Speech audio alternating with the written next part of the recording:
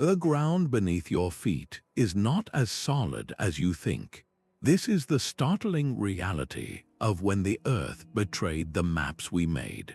Our planet has a history of sudden, violent shifts that erase islands, swallow cities, and redraw coastlines overnight, leaving our most careful charts utterly obsolete.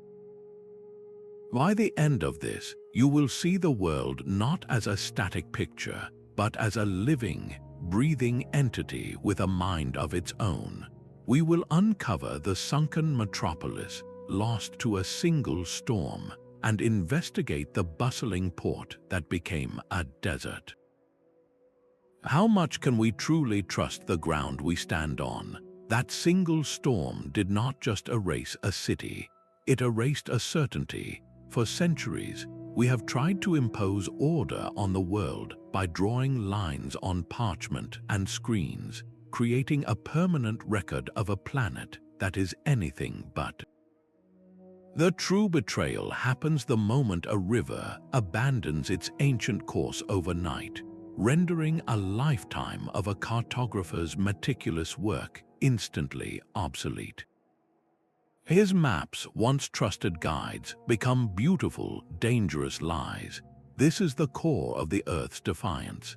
It is any geological or climatic event that drastically and rapidly alters the physical landscape, directly contradicting the established maps societies depend on.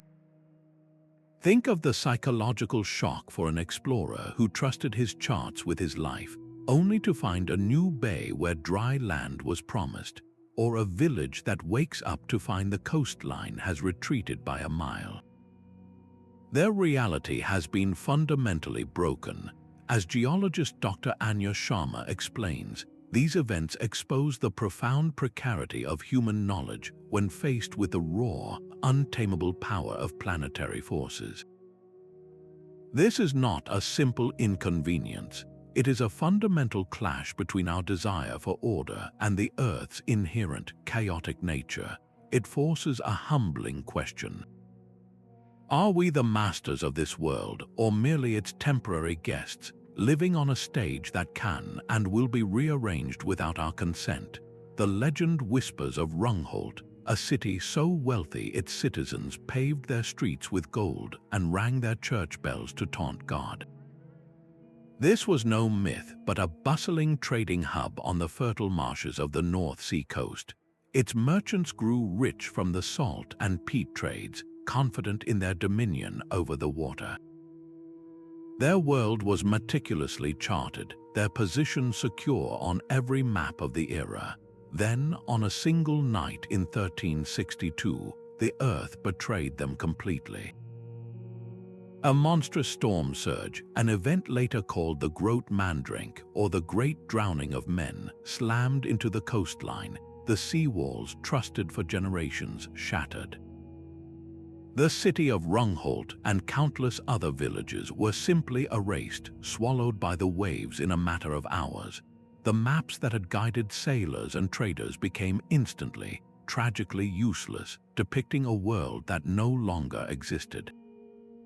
For centuries, Rungholt persisted only in folk songs and local tales, a ghost story of a drowned metropolis, the Atlantis of the North Sea. But was it just a story? Modern archaeologists, armed with advanced technology, have been searching the vast mudflats of the Wadden Sea. During low tide, when the water recedes, they find eerie traces of the past.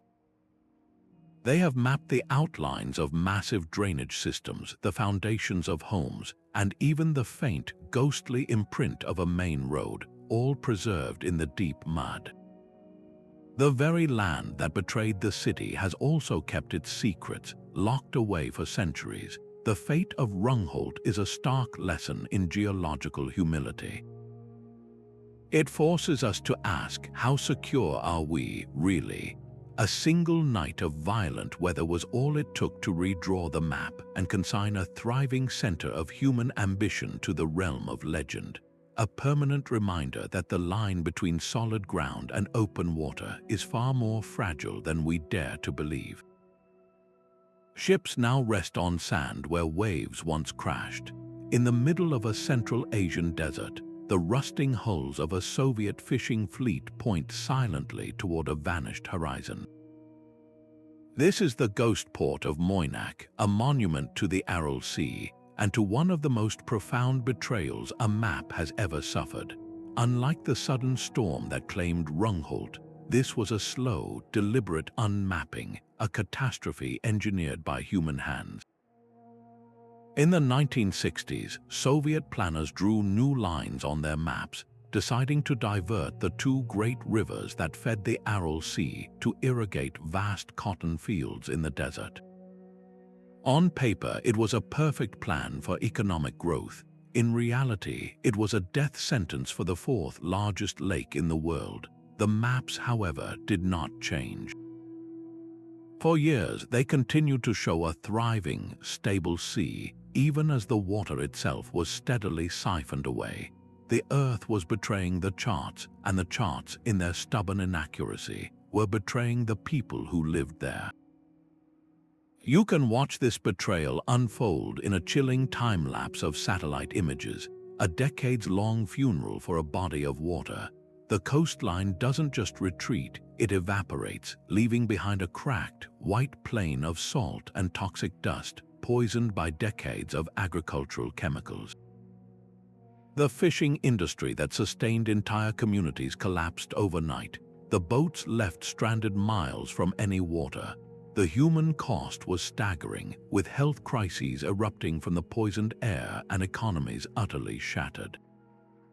The story of the Aral Sea is a different kind of lesson.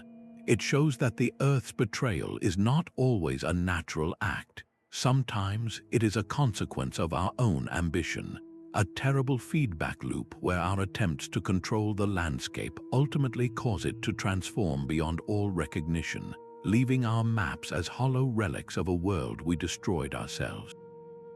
This forces us to look at other ways our own actions are quietly, but just as decisively, redrawing the world.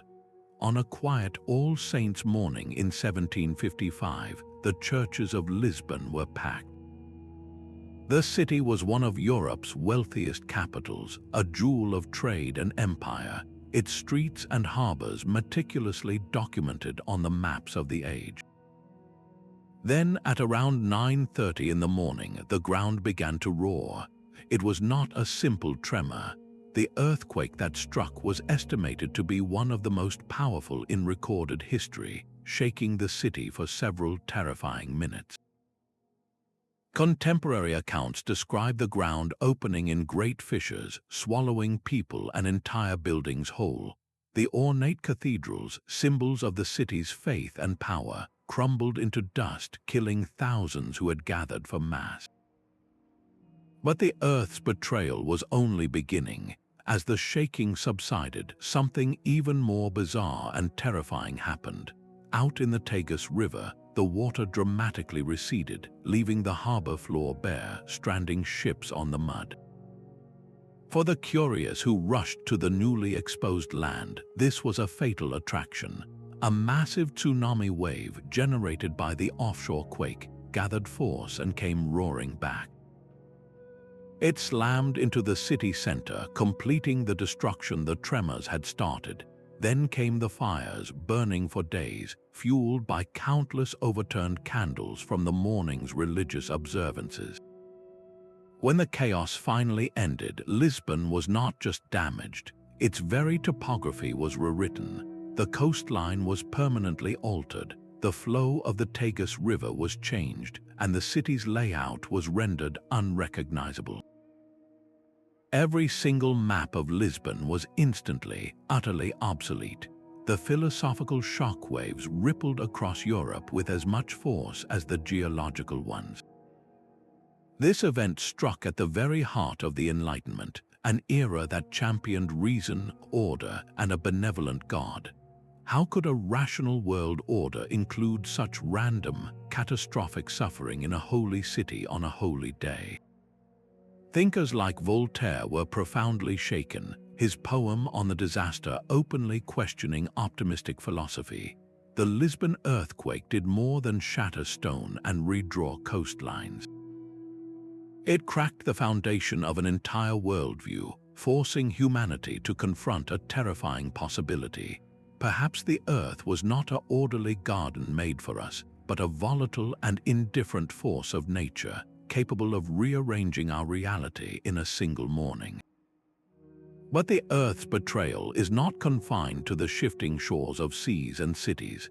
Sometimes the planet itself tears apart its own skin. For centuries, maps of the Sunda Strait in Indonesia showed a familiar three-peaked island named Krakatoa.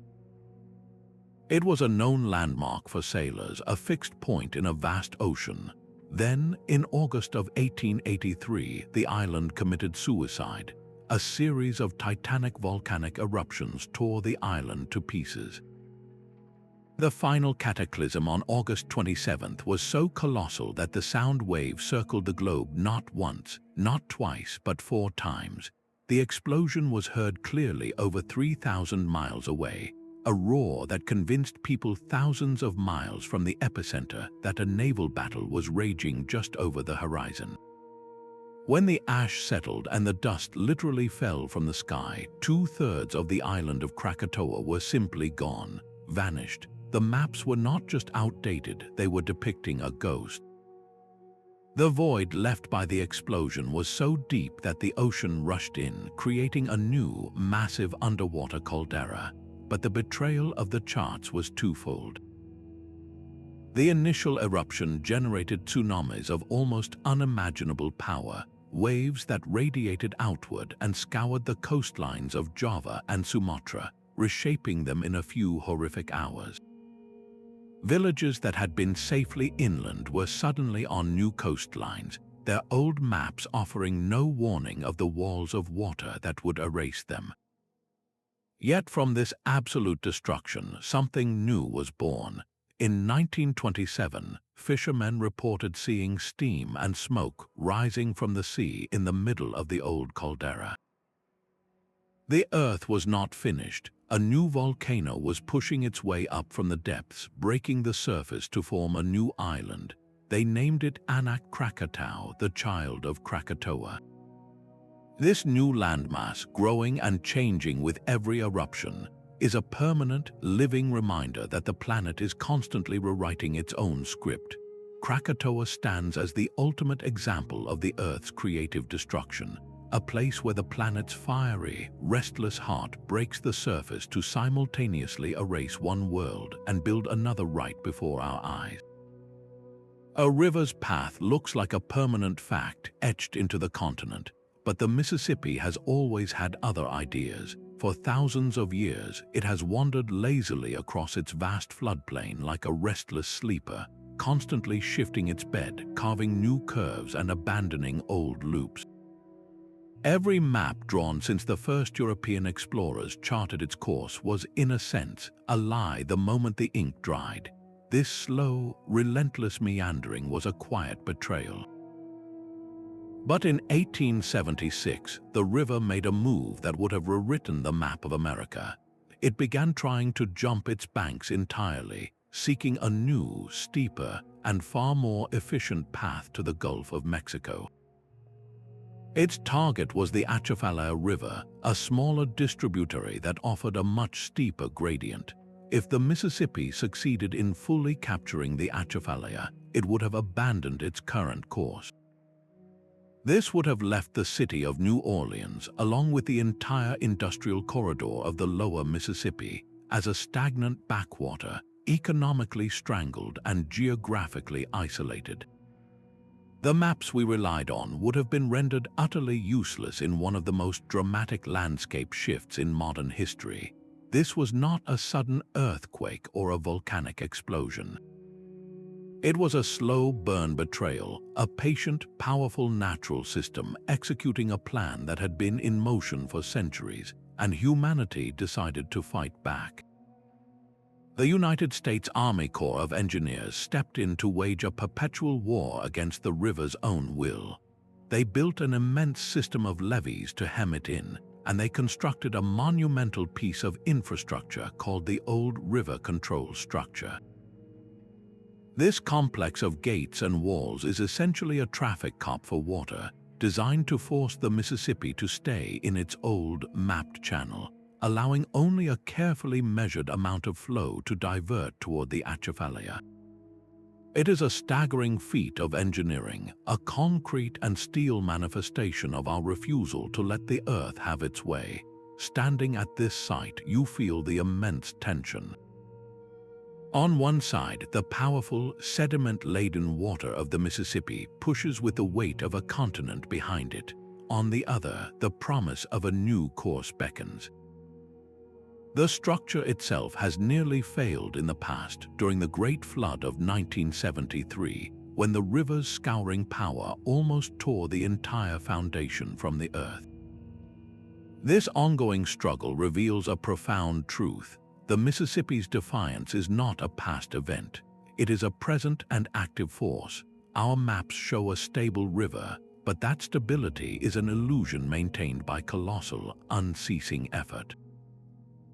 The river's desire to change course was not a one-time anomaly. It is its natural state. The control we exert is a temporary postponement of an inevitable geological betrayal, a constant reminder that some of the lines we draw are not commands to the planet, but desperate requests for it to please, just for a little while longer, stay exactly where we put it. A wooden ship's captain, trusting his sextant and a chart that took months to draw, sailed with a fragile confidence.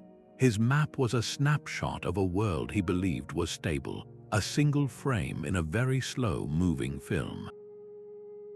If the coastline shifted after his departure, he would only discover the Earth's betrayal upon arriving at a shore that was no longer there. Our relationship with the planet's fluidity has been utterly transformed by the satellites now silently tracing paths in the void above us. We have moved from the age of discovery to the age of observation. Today, a scientist can watch a glacier cave an iceberg the size of a city into the sea, not from a ship's deck, but from a screen in a warm office thousands of miles away. We can track the relentless creep of a desert, the slow drowning of a coastline, and the meander of a river in real time. This technology has given us an unprecedented, God's-eye view of a world in constant motion. The digital maps we use every day, like Google Earth, are no longer static artifacts. They are living documents updated constantly, a testament to our new, grudging acceptance that the ground beneath our feet is a temporary arrangement. Yet this constant vigilance brings a new kind of dread. We are no longer surprised by the betrayal. We are forced to watch it approach, a slow-motion collision we feel powerless to stop. We can measure the precise rate at which the ice sheets melt or the forests shrink, compiling vast libraries of data that chart our own undoing. Our tools have evolved from sextants to satellites, but the Earth's fundamental dynamism remains, now amplified by our own influence. The anxiety comes from this painful clarity.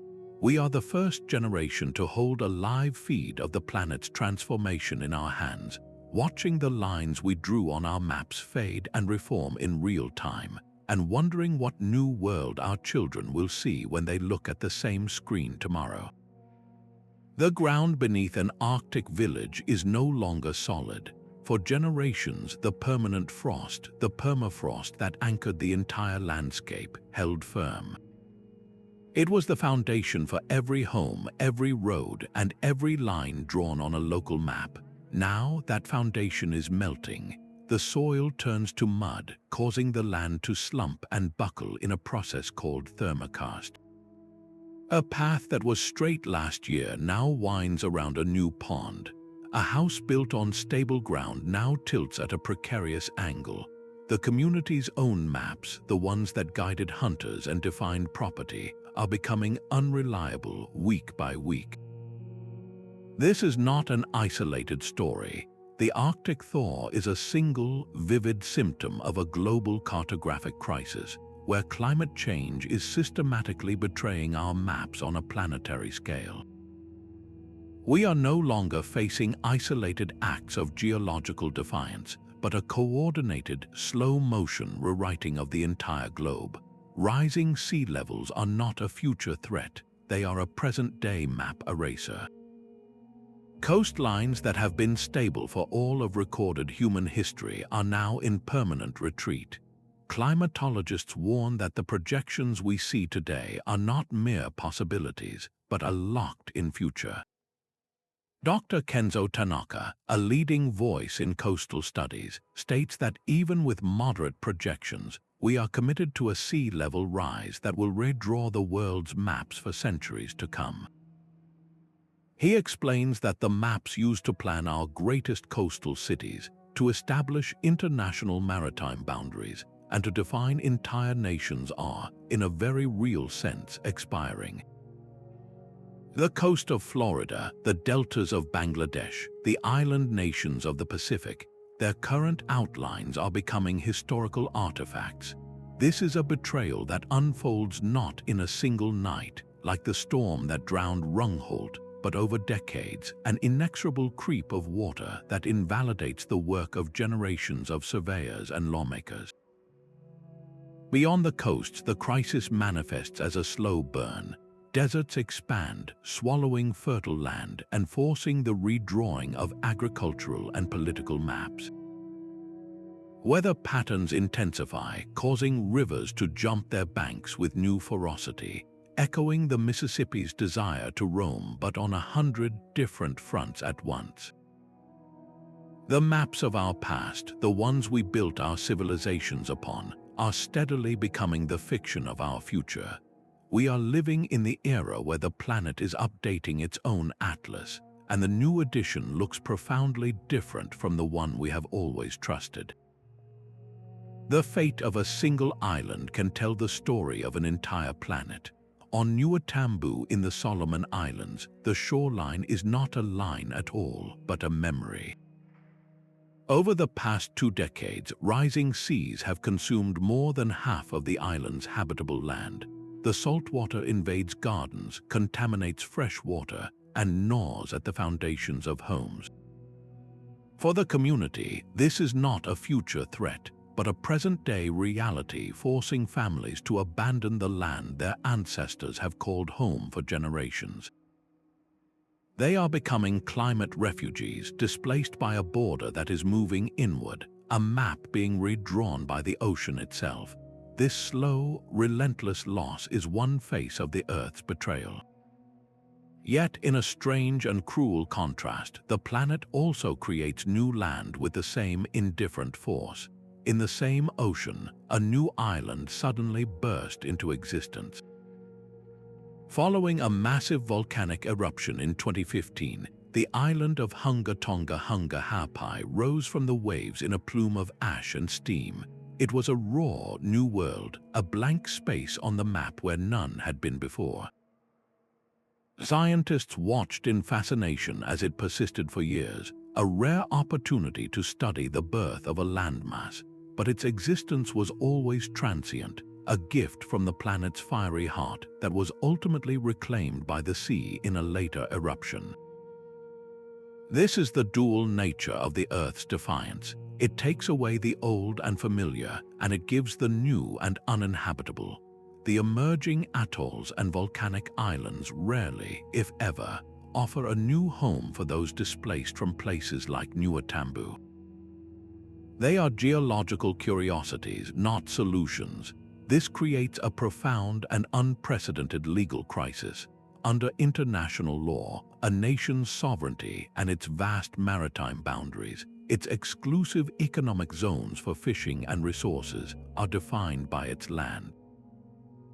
But what happens when that land vanishes beneath the waves? If an island nation like Tuvalu or Kiribati is completely submerged, does it cease to be a country? Do its maritime claims, carefully inscribed on every official chart, simply dissolve? The people would become stateless, their national identity literally wiped off the map. The stories of these vanishing and emerging islands are more than just geological footnotes. They are the human-scale preview of a global recalibration, where the very definition of a nation, a border, and a home is being tested by the relentless movement of water and land. This deep need for stable ground is wired into our very sense of self. Our minds create cognitive maps, not just of streets and landmarks, but of the emotional landscape of our lives. The old oak tree where you first kissed someone, the path you walked every day to school, the view from your childhood window. These mental maps give us a profound sense of place and belonging. When the physical landscape is violently altered, that mental map is torn to shreds. The distress this causes has a name: solastalgia. It is a form of homesickness you feel while still at home, because the home you knew has been taken from you. A resident of a coastal town watching the sea claim their favorite beach year after year does not just lose a recreational spot. They lose a piece of their personal history, an anchor for their memories. This is not a metaphor. Psychological studies of communities affected by sudden environmental change, from landslides to sea level rise, document a sharp increase in anxiety, depression, and a deep, pervasive grief. The familiar is replaced by the alien, and the world feels fundamentally unsafe. The map was a contract with the Earth, a promise that the world would behave in a predictable way. Its betrayal feels like a profound personal violation. Your own memories become unreliable because the places that formed them no longer exist. This existential disorientation is the silent, human cost behind every redrawn coastline and every vanished island. It forces us to ask, who are we, when the ground we use to define ourselves by simply disappears? The wealth of empires once flowed through the desert city of Lulan. Nestled on the shores of Lop Nur Lake, it was a vital oasis and a bustling hub on the Silk Road, a place where Chinese silks met Roman gold. Caravans depended on its precise location, marked on every merchant's map for survival. Then the Earth betrayed that trust. The Tarim River, its lifeblood, shifted its course. The lake dried up, and the desert, no longer held back, began to swallow the city whole. By the year 630, Lulan was empty, a ghost town buried in sand. Its sudden erasure from the map did not just mean the loss of a city. It meant the catastrophic failure of a critical economic artery. Trade routes that had operated for centuries were abruptly severed, forcing caravans onto longer, more dangerous paths or halting them entirely. The financial shockwave rippled across continents, disrupting the flow of goods and wealth between empires. This is the ultimate economic cost of the Earth's defiance. Our entire system of global commerce is built on a simple, fragile premise that the geography shown on our charts will remain stable. We build our most critical infrastructure, our ports, our canals, and our farmlands based on that assumption. When the land itself changes, the financial foundations crack. Think of the modern parallels. The Suez and Panama Canals are the Lulans of our time, narrow, man-made arteries that hold the entire global shipping industry together. Their existence is entirely dependent on a stable environment. A single grounded container ship, as we have seen, can halt billions of dollars in trade per day. Now, imagine the economic tsunami from a climate-related event that closes one of these canals for months. Intensifying droughts could lower water levels in the Panama Canal, forcing drastic reductions in ship traffic. Powerful storms or rising seas could damage the fragile gates and infrastructure of the Suez. The rerouting of a single major shipping lane around an entire continent adds weeks to delivery times and millions in fuel costs, a financial bleed that impacts the price of everything from electronics to food on your table. This is not a distant hypothetical. It is the slow-motion unraveling of the map-based certainty that our modern economy requires. From the ancient fisherman of the Aral Sea to the modern logistics manager staring at a disrupted supply chain, the story is the same. The flow of money is inextricably tied to the lay of the land. and when the land decides to move, the money simply stops. The ground is literally vanishing beneath the feet of millions. In megacities from Jakarta to Bangkok to Venice, a slow-motion geographical crisis is unfolding, a double betrayal where the land falls as the sea rises. Jakarta, Indonesia's massive capital, is sinking at one of the fastest rates in the world, with some northern districts subsiding over 10 centimeters a year. The cause is not a mystery. The city sits on a swampy plain, and its millions of residents rely on pumping groundwater from the aquifers deep below. Think of the ground beneath the city as a giant, waterlogged sponge. When you drain the water from that sponge, it compresses, and the entire city built on top of it sinks. This process, called land subsidence, is dramatically altering the city's topography. An urban planner from the city's disaster management agency described the nightmare of trying to manage infrastructure when the very elevation of streets and neighborhoods is a moving target. A drainage pipe laid last year might no longer have the correct slope to carry water away. A neighborhood that never flooded a decade ago is now permanently inundated during high tide. The city's official maps, which show fixed elevations and stable districts, are becoming works of historical fiction, unable to keep pace with the sinking reality.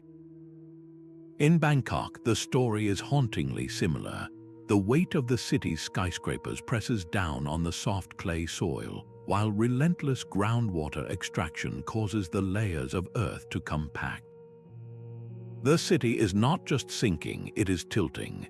The battle here is fought with immense engineering, with a complex network of canals and tunnels designed to shunt water away, a constant, frantic effort to keep the city dry. Then there is Venice, the city of water, which has always battled the sea, but now the land is giving way beneath its ancient foundations, compounding the threat from rising ocean levels. The response here is the famous MOSE system of mobile floodgates, a technological marvel designed to rise from the seafloor and block storm surges. Yet these defenses are a temporary fix against an irreversible trend. The water is coming from above and the city is receding from below. These sinking megacities are on the front line of a new kind of conflict, a relentless battle against two fronts of a changing planet, fighting every day just to stay on the map they are simultaneously erasing.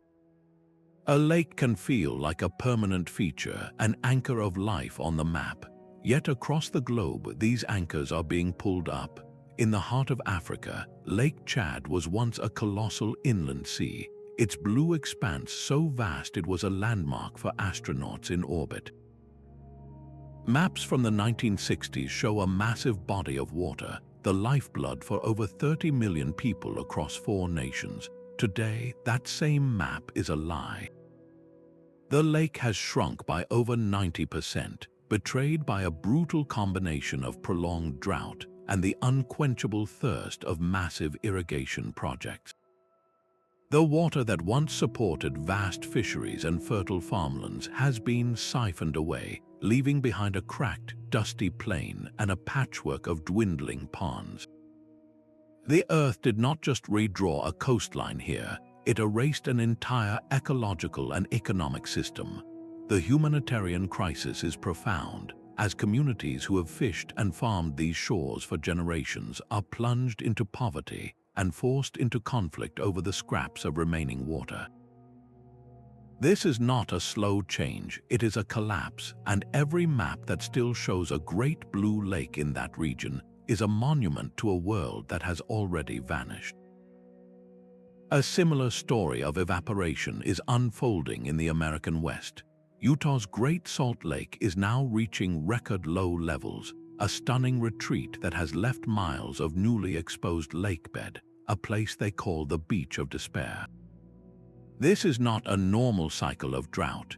It is the result of a broken water cycle where the rivers that feed the lake are diverted for cities and agriculture long before a single drop can reach it. The consequences are both immediate and terrifying. As the lake shrinks, the toxic metals and salts that were safely diluted in its waters become concentrated. When the winds whip across the exposed lakebed, they carry this poisonous dust into the air of nearby cities, a looming public health catastrophe. The loss of the lake also means the collapse of a unique ecosystem, from the microbial life that gives the lake its striking colors to the millions of migratory birds that depend on it. The betrayal of this map is a slow-moving disaster, a body of life turning into a source of poison, a direct result of our own choices to take more water than the land can give. Each of these vanishing lakes is a stark warning. When the water disappears, it takes more than just a blue shape off a page. It takes a way of life, a stable climate, and the very health of the land, leaving behind a scar that tells a story of a world we thought was permanent, but was only ever on loan. A seasoned climber returns to a peak in the Swiss Alps he first conquered 2 decades ago. He has memorized the route, every crevasse and ice wall detailed on his trusted topographic map. But when he looks up, the mountain is unrecognizable. The vast, gleaming glacier that once guarded the approach has vanished, retreating hundreds of meters up the slope. In its place lies a stark, raw landscape of unstable moraine and newly exposed rock.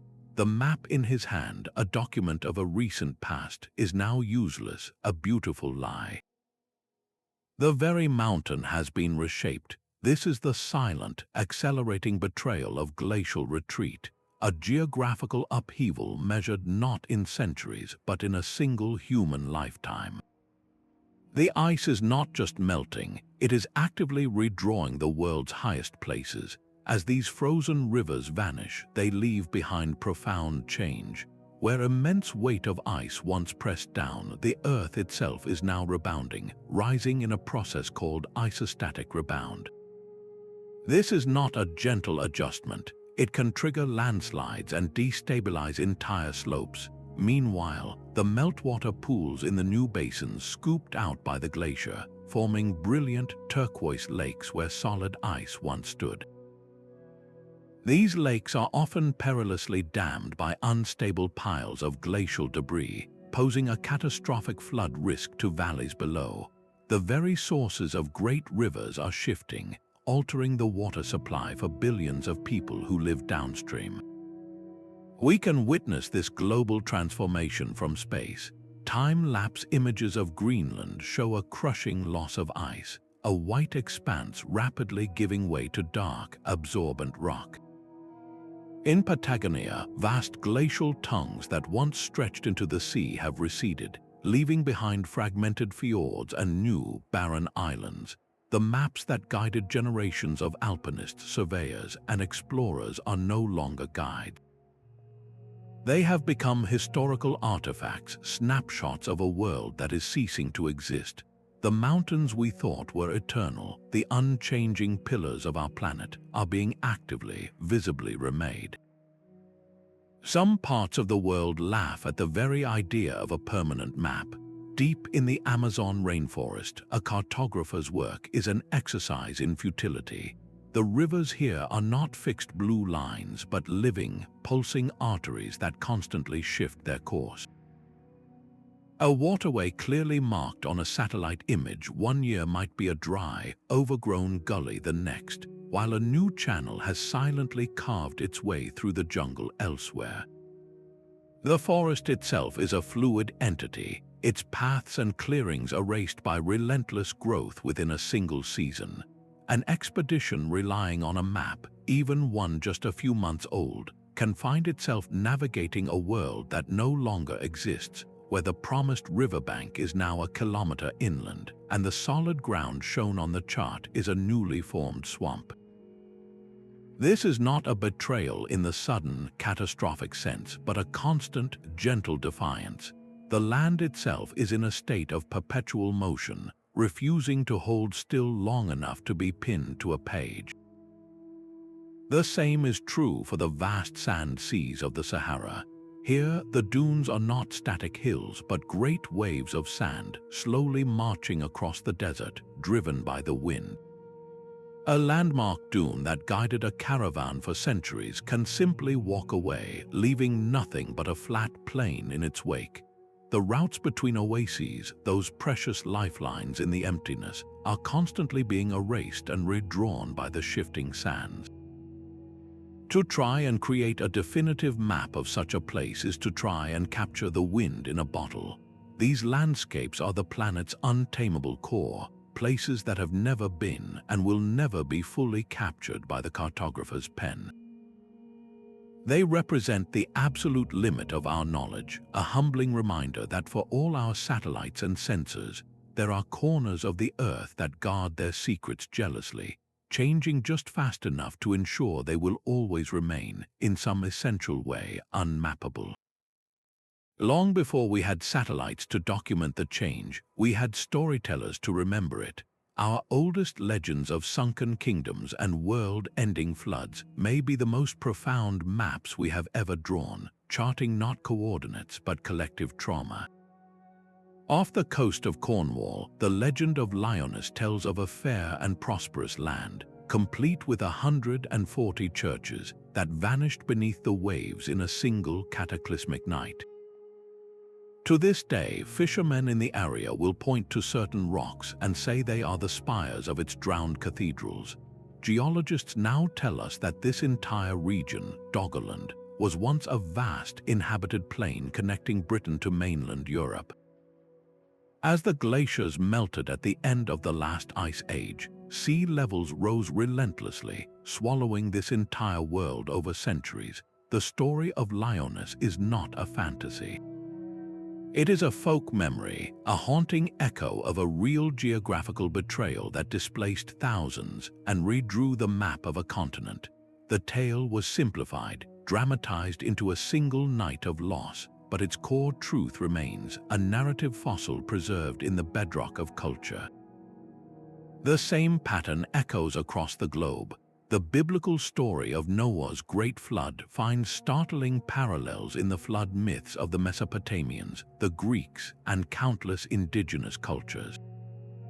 Could these be the fragmented, amplified memories of a rapid rise in the Black Sea around 5,600 years ago? An event that would have flooded vast settled areas and sent refugees scattering in all directions with stories of an angry, all-consuming ocean. These myths served a vital psychological purpose. They transformed a senseless, terrifying act of nature into a story with cause and effect, often with a moral lesson. The Earth did not just betray them, it was punishing them or testing them or cleansing the world. This narrative structure provided a framework for understanding the incomprehensible, a way to process the grief of a lost world and pass a warning down through the generations. Our ancestors were creating a different kind of cartography. When the parchment maps dissolved and the coastlines faded from memory, the story remained. These legends are the maps of our deepest fears and our most profound losses, the only charts that could survive the relentless rewriting of the planet. Our maps are learning to breathe. The static paper chart is giving way to a new kind of guide, a living map that pulses with real-time data. These are dynamic digital systems, constantly updated by a global nervous system of satellites, ground sensors, and artificial intelligence. Picture your navigation app, but instead of just avoiding traffic jams, it reroutes you because a flash flood has just inundated the road ahead, or because seismic sensors indicate a bridge has become unstable. This is the future of cartography, a direct response to a planet that refuses to stand still. These living maps transform our relationship with the Earth from one of surprise to one of anticipation. They could give coastal towns precious extra hours to evacuate before a storm surge, or help farmers visualize shifting drought lines to save their crops. But this incredible power comes with profound questions. Who controls the data that defines our new reality? The information flowing into these maps, from satellite imagery to private sensor networks, could become a new form of power, raising serious concerns about privacy and access. And what happens to the communities that cannot afford this constant stream of intelligence? A high-tech city might thrive with its predictive flood models, while a nearby village off the digital grid drowns using an outdated paper chart. This creates a cartographic divide, a new frontier of inequality based on who can see the present. Our reliance on these flawless systems introduces a new vulnerability. What happens when the satellite link fails, when the power goes out, or when the algorithm itself makes a catastrophic error? We risk trading the surprise of the Earth's betrayal for the terror of a system's collapse. These living maps are a technological marvel, a testament to human ingenuity in the face of a changing world, but they force us to confront a delicate balance. Will they make us truly more resilient, or simply more dependent on another fragile layer of reality, one that we built ourselves? A river has never respected a border. The Rio Grande, the sinuous line separating the United States and Mexico, is a living entity that meanders, floods, and carves new paths. What happens when the river, the legal boundary itself, decides to move? This exact scenario has played out for over a century, creating bizarre pockets of international limbo. When the river shifted south, it could leave patches of what was once Mexican territory stranded on the north side of the new channel, and vice versa. These stranded parcels became known as bancos, and they sparked a diplomatic and legal crisis. Was the border defined by the old, mapped riverbed, or did it follow the river's new, capricious course? The two nations eventually adopted a principle from international law called the Thalweg Doctrine. Thalweg is a German word meaning valley way, and it refers to the deepest, most navigable part of a river channel. The doctrine states that if a river changes course gradually through the slow process of erosion, the border moves with the Thalweg.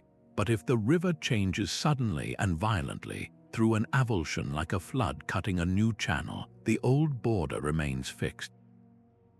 This created a cartographic nightmare where the legal border and the physical reality of the river were completely out of sync.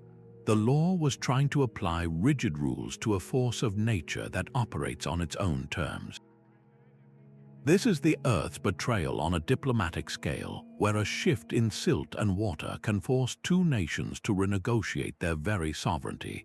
The same legal confusion applies to the birth of new land. When an underwater volcano erupts and breaks the surface, creating a new island, who owns it? The answer determines control over a massive area of surrounding ocean, the exclusive economic zone that can extend 200 nautical miles from shore. This is not a theoretical debate. The appearance of a new island can trigger frantic diplomatic scrambles. A nation might rush to plant its flag on a freshly cooled lava flow, hoping to cement a claim that could grant them rights to untold fishing stocks, potential oil and gas reserves, and strategic military positioning. These disputes reveal a fundamental flaw in our geopolitical imagination. We draw our maps as if the world is a finished product, a fixed chessboard upon which we play our games of statecraft. But the board itself is alive, its squares constantly merging and dividing. Our laws, built for stability, are perpetually playing catch-up with a planet that is always in flux. The river does not care about your treaty, and the volcano does not recognize your maritime boundary. An archaeologist's trowel scrapes against stone, not on a windswept beach, but in a sun-baked field miles from the sea. She has found the worn paving of a Roman dock, the iron rings for mooring ships still set in the stone. The only water in sight is in a canteen. This single discovery collapses time, revealing a profound geographical truth. The coastline that was here 2,000 years ago is gone, pushed seaward by the slow, relentless work of silt carried by rivers and deposited over centuries. For this archaeologist, the Earth's slow betrayal is not a catastrophe but a cryptic clue. The very ground that obscures the past also preserves it, creating a puzzle where the context of every find is constantly shifting. An ancient city classified as inland might have been a bustling port. A fortress built to guard a river might now stand overlooking a dry, sandy plain. The lost harbors of ancient Egypt, like the one at Herakleion, now lie submerged and buried under layers of sediment far from the modern shoreline. Their ruins a testament to the Nile's power to both give life and to bury its own history. Every archaeological site relies on a fundamental assumption that its geographical context is stable, but the planet's slow movements turn that assumption into a fragile illusion. The ground beneath our feet is not merely a stage for history, it is an active participant, an archive written in layers of silt and sand, where the most important artifact is the landscape itself, forever telling the story of its own endless transformation. His family had farmed this land in southern Bangladesh for 5 generations, but the soil beneath my feet now is white with salt. Shamsuddin, a man whose eyes hold the memory of green rice paddies, gestures toward the cracked earth. The map said this was fertile ground, he tells me, his voice steady but his hands telling a different story. They showed the rivers, the fields, the boundaries of our home. Then the sea came inland. It was not a wave but a slow creep, a poisoning of the water table. The salt water intruded silently, seeping up from below and washing in during cyclones until one season, the rice simply would not grow. The map of his life, passed down from his father and his grandfather, was rendered worthless. His story is not one of a single cataclysm, but of a slow, inexorable unmooring. In Newtok, Alaska, the permafrost that cradled the village for centuries is turning to mud. A woman named Elizabeth recalls the exact sound of the land giving way, a deep, guttural sigh as the cliffside near her home collapsed into the Ninglik River. We measured the erosion not in inches, but in feet each year, she says. The house where I was born is already in the water. Her community is one of the first in the United States to undertake a full, government-sanctioned relocation. The painful process is not just about moving buildings. It is about moving a cemetery, about trying to transplant the soul of a place to a new, safer location on the map. The cost is astronomical, the logistics are a nightmare, and the grief is a constant, heavy presence. For these individuals, the Earth's betrayal is measured in the intimate details of a lost life. It is the taste of a well that has turned brackish. It is the view from a window that now looks out on a disappearing coastline. It is the profound disorientation of standing on the land you call home and no longer recognizing it. Their resilience is not a triumphant narrative, but a quiet, daily perseverance. They are the living cartographers of a new, unwanted reality, forced to draw new mental maps of belonging from a place of profound loss.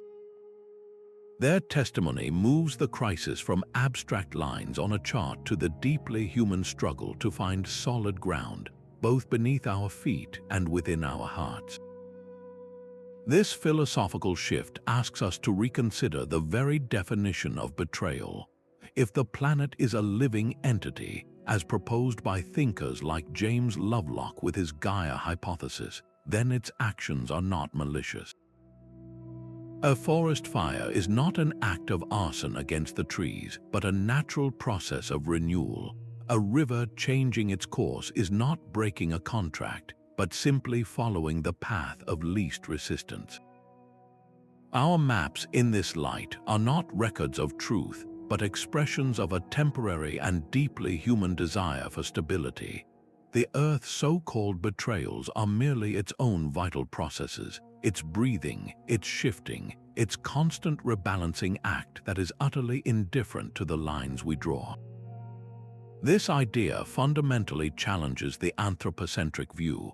the belief that humanity is the central and most important entity in the universe, and that the world exists as a passive backdrop for our story. We built our civilizations on this assumption, mapping the land as if it were a permanent stage for our ambitions, but the stage itself is alive and it has its own script. This perspective from deep ecology does not make the loss of homes or livelihoods any less painful. It does, however, reframe the crisis. It moves us from a narrative of victimhood to one of relationship. Are we the masters of a dead rock, or are we participants in a living system? The answer demands a humbler, more adaptive partnership with our planet.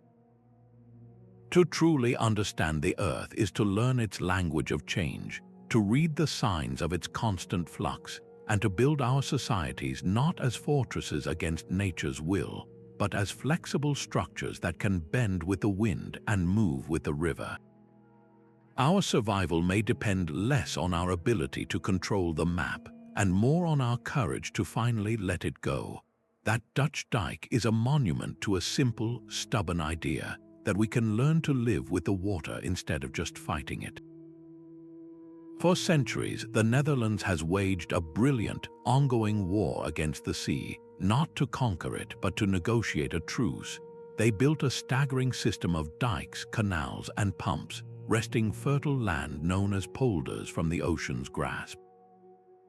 This was not a one-time engineering feat, but a cultural adaptation, a society that built its identity around the constant, careful management of water. They understood that the map was a temporary agreement with the tides, an agreement that required daily vigilance. This ancient wisdom is echoed in the very first civilizations. The farmers of Mesopotamia did not see the unpredictable floods of the Tigris and Euphrates as a betrayal to be defeated, but as a rhythm to be harnessed. They dug intricate networks of irrigation canals, spreading the life-giving water and silt across their fields while diverting its destructive power. They were not mastering the river, they were dancing with it, learning its steps and its sudden turns. Today, that same spirit of adaptation is pushing the boundaries of imagination. Architects and engineers are designing floating cities, entire communities built on buoyant platforms that rise and fall with the sea level. In Bangladesh, families are raising their homes on earthen plinths, creating artificial hills to survive annual floods, while also cultivating floating gardens of water hyacinth and bamboo that yield food even when the paddies are submerged. These are not desperate last stands, but intelligent, forward-looking strategies. They represent a profound shift in thinking, from resisting change to building flexibility directly into the blueprint of our lives. What if our homes, our farms, and our cities were designed to expect the ground to move?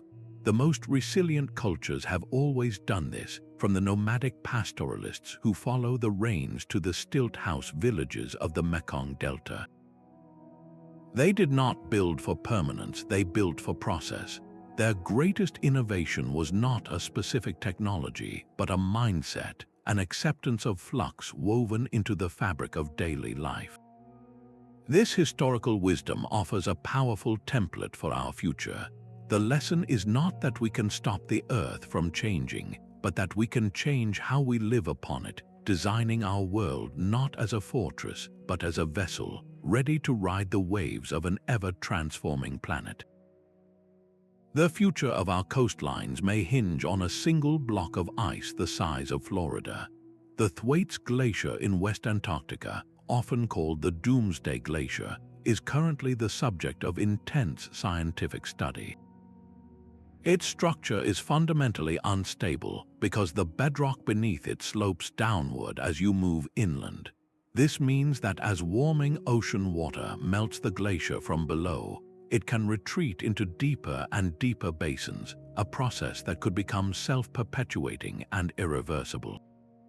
If Thwaites were to collapse entirely, it contains enough ice to raise global sea levels by over 2 feet. but its true danger lies in its role as a cork in a bottle. Thwaites currently holds back neighboring glaciers. Its collapse could unleash a cascade, pulling the entire West Antarctic ice sheet with it and committing the world to over 10 feet of sea level rise in the coming centuries. This is not science fiction. It is a slow-moving cataclysm based on well-understood physics, a geographical betrayal that would redraw the map of every continent, drowning not just islands but entire coastal megacities from Miami to Shanghai. Meanwhile, another planetary system is faltering in the North Atlantic. The Gulf Stream, part of the vast global conveyor belt of ocean currents, is powered by a simple engine. As warm, salty water flows north from the tropics, it cools, becomes denser, and sinks near the poles, pulling more warm water behind it. But the rapid melting of Greenland's ice sheet is dumping a deluge of fresh, cold water into this critical sinking region. This fresh water acts like a lid, preventing the saltier water from sinking and effectively putting the brakes on the entire current. Scientists are already measuring a significant slowdown. If this system were to stall completely, the climate of Europe would be thrown into chaos. The mild, temperate winters that London and Paris depend on, which are a gift of the Gulf Stream, would vanish. They could be replaced by a climate more akin to Newfoundland, which is on the same latitude. This would be a profound betrayal of the climatic map, not by shifting a coastline, but by fundamentally altering the very definition of a place. The fertile farmlands of Western Europe could face permanent frosts and failing harvests. These are not tales of doom, but models of foresight. By mapping these potential futures with supercomputers and satellite data, we are not predicting the end of the world. We are giving ourselves the one thing our ancestors never had when faced with a shifting planet: a warning. This predictive power is our greatest tool for adaptation, pushing science and policy to work together to prepare for a world where the only true constant is change itself. Our journey across these shifting shores reveals a single, humbling truth. The lines we draw are not commands, but requests whispered to a planet that was never truly ours to define. The Earth does not betray us out of malice, but out of its own magnificent, untamable nature. The stories of Rungholt's drowning and the Aral Sea's slow death are not just echoes from the past. They are the opening chapters of the story we are living right now, a story of rising tides and receding coastlines that demands a new way of seeing. The challenge before us is not to draw a better, more permanent map. It is to finally let go of that impossible dream and embrace a new kind of cartography, one that charts not fixed locations, but the very processes of change themselves. This requires a profound shift from control to partnership, from building walls against the water to learning how to live upon it. The most resilient map we can create is not on paper or a screen, but etched into our mindset, a flexible and adaptive courage that accepts the ground's fluid nature. Let this exploration be an invitation to see our world with new eyes, not as a static possession to be conquered, but as a dynamic, living entity with its own rhythms and rules. Our maps are fleeting snapshots, single frames in an epic film that has been playing for billions of years and will continue long after we are gone. The real journey is learning to read the story as it is being written. If this journey into our planet's restless nature has captured your curiosity, look closer at the ground beneath your own feet. Every landscape holds a hidden history of transformation, a story waiting to be read in the eroding cliff, the meandering stream, or the familiar park now altered by a recent storm. We would love to hear your own experiences in the comments below. Has a local coastline dramatically receded, or has a river you knew since childhood slowly carved a new path? Share your stories of the maps that were silently rewritten in your own community. To continue exploring these profound mysteries with us, subscribe to the channel and tap the notification bell so you never miss our next investigation into the forces that shape our world. The most truthful map we can ever hold is one that understands its own temporary nature, a humble guide in a world where the only true constant is change itself.